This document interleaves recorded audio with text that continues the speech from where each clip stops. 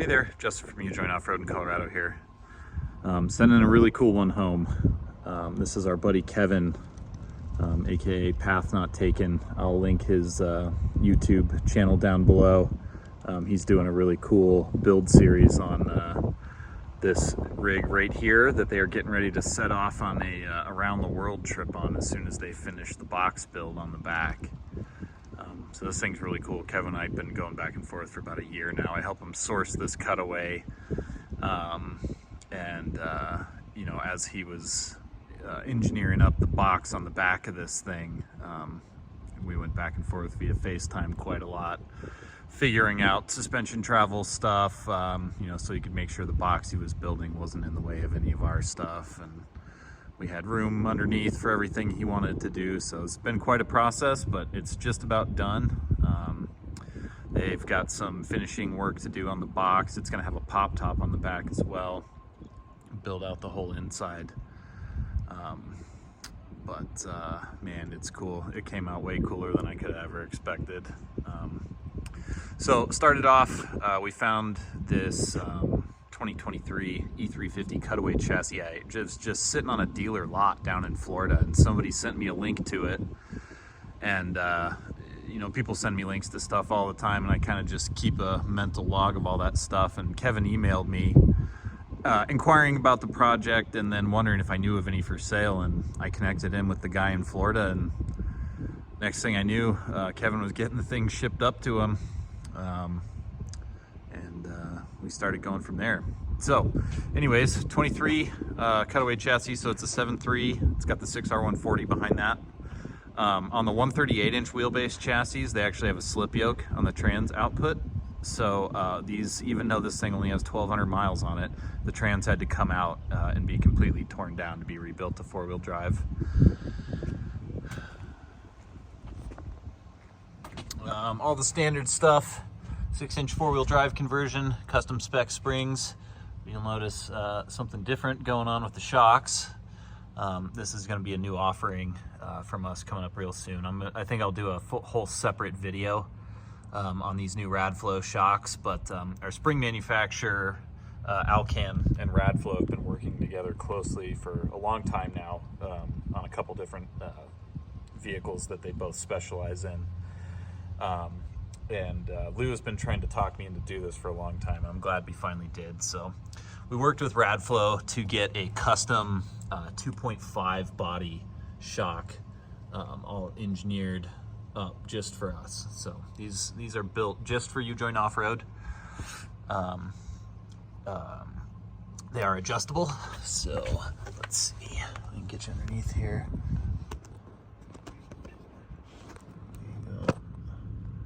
The single adjustable, we also can get them built double adjustable as well, or non-adjustable.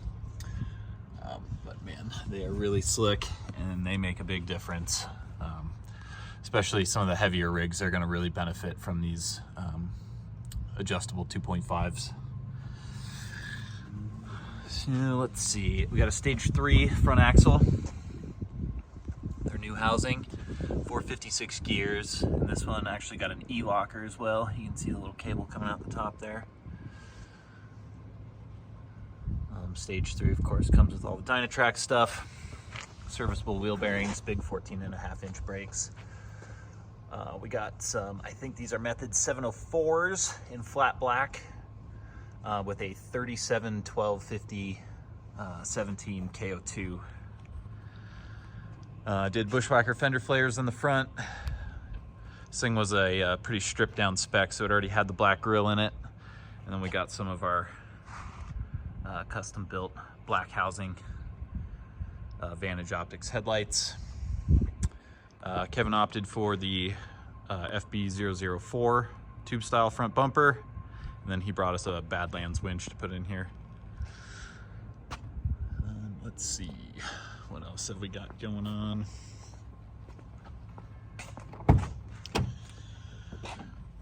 It has bags in the back. We intentionally left this one a little light on the rear springs because this thing has a requirement to fit in a shipping container at some point in its life. So we went ahead and we left the spring spec in the back a little bit lighter than we normally would, And then he's gonna supplement that with bags on the back just to make sure we don't have any height problems later. Then we got the S-Pod up in the dash.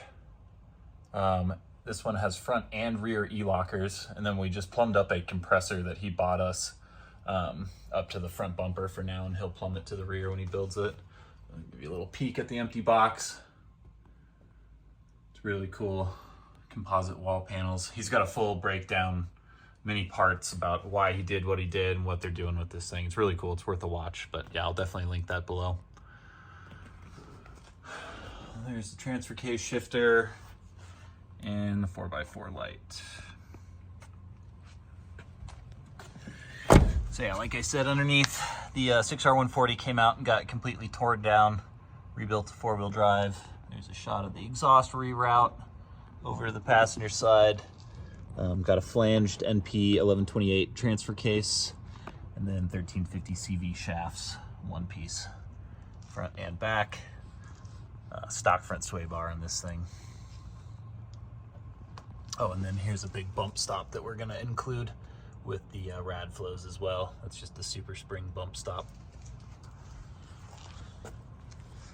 This thing's really cool. Part of the reason this thing looks so cool is because you can actually like see underneath the back of it all the cool stuff we do that usually gets hidden underneath the back of it. So you can see all the rear suspension and everything, and you can see the HD shackles. And, this one's got a Dana 70U in the back of it. So this one got a Auburn E-locker in the back, and then this had 410 gears in it. Most of the single rears come with 410s. So we swapped that up to 456 with the E-locker. Then you can see the rear floating rear bags, and then the Radflow rear shocks. Custom springs in the back. Yeah, those Radflows are just so cool. You can just get at the adjustment on the bottom right through here. And you can see the air compressor hiding right up there. No tank on this one. He's got limited real estate underneath this thing, so no tank on the OBA for this one. So he actually shortened the frame on this thing, try and keep this as narrow as possible. So it's got this really steep departure angle, which is really cool. This thing is a lot of fun to drive. It just scoots, man. 456 is the right choice for sure on this. He had the spare mounted on the back. I know everybody's gonna ask me about the straps. The pop top is not done yet. He just needed to get a roof on it so he could drive it down here. So the roof is literally just taped and ratchet strapped down. So that's why that is. But here's just a quick little peek at his body mounting system. It uses a factory Ford body mount, the little urethane puck in there with like a return spring type of thing in there. It's really cool. He explains the whole thing on his YouTube, so you should definitely check it out if you're interested. But I got a feeling something like this is going to be kind of like the future of U-joint off-road, building rigs like this. He's got a lot of really good explanation on his channel too about why he went this way over traditional expedition trucks, and it's about footprint. I mean, you can see with the driving position of the E-Series moved so far forward to the front, you can get more habitat space in the same footprint. I mean, just think about how much of a truck's overall footprint is wasted on hood.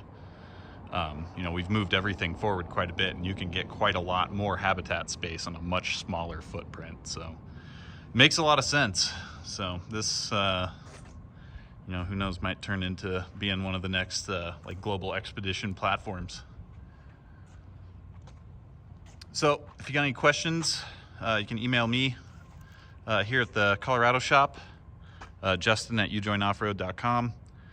If you got any questions about getting a DIY kit or install in North Carolina, email Chris@ujointoffroad.com.